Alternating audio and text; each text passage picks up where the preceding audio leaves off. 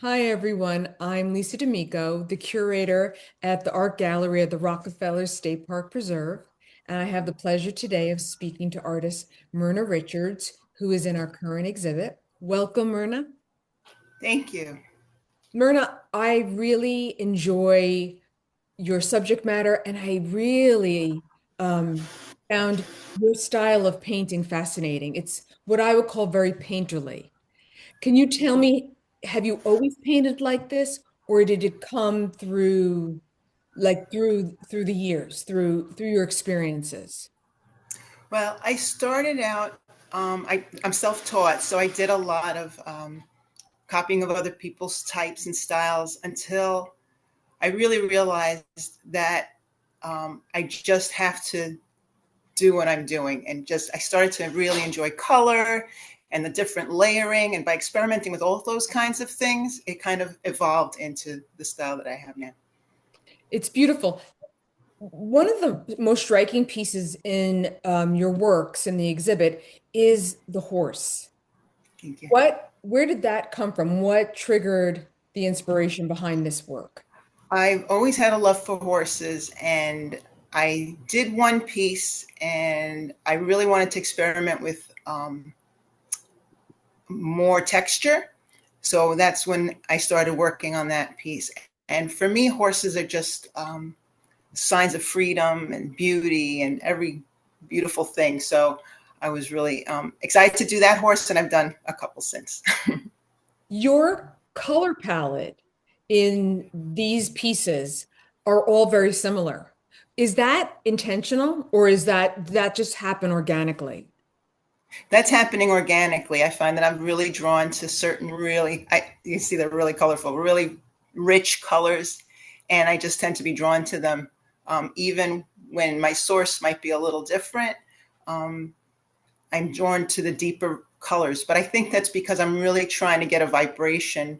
When I see something, I really want um, to recreate that feeling that I got experiencing either the animal or the landscape or whatever it is. And I think color for me is what does it.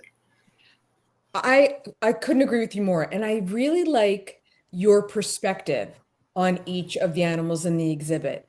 There is a real almost like close-up view of them.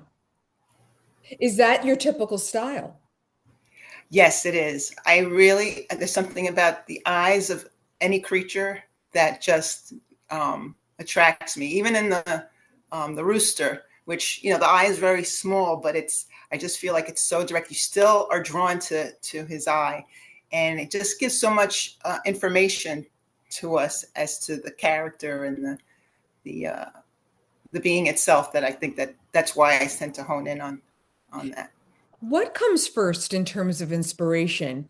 Is it the subject or is it kind of your interaction in the world that triggers that subject into your work? Um, well, I love to just go out and meander, like the cow is Kelder's cow. I went up to a farm in upstate New York called Kelder's Farm, and I came across this cute, cute cow. So I'm always looking when I'm out. I'm always in my experiences. When I find a relationship with a creature, then, that's what my inspiration is right there. Are animals your predominant theme artistically? Animals and portraiture. That's interesting. Yeah. Is Same with people. I'm drawn to the faces, and the expressions. it's all in the eyes. Yeah. Tell me about the egret.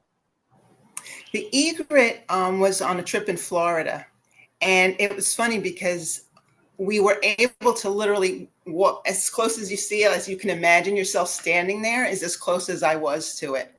And it just didn't flinch. It was just so regal and beautiful. And I was able to capture um, that closeness. It was striking a pose. Yeah. Yeah, he really was. And the owl. Those colors are so muted and graceful and beautiful. Thank you. How much preparation goes into a piece like the owl? Are you doing sketches? Are you selecting colors prior?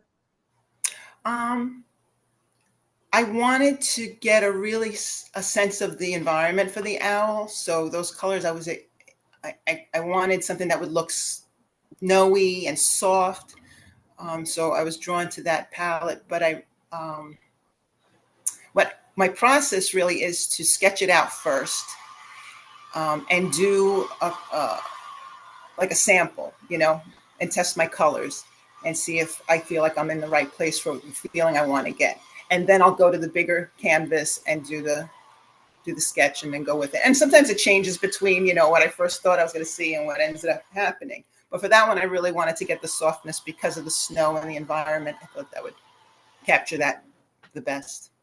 Well, listen, it has been wonderful speaking with you. Before we Thank you. go, is there anything else you'd like to share?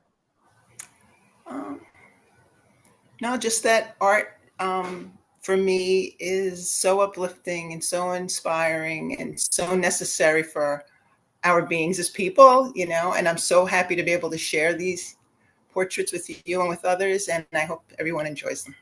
Well, it's a thrill to have your artwork in the exhibit and to speak with you. So thank you so much, Myrna. This has been wonderful. Thank you, Lisa. Thank you.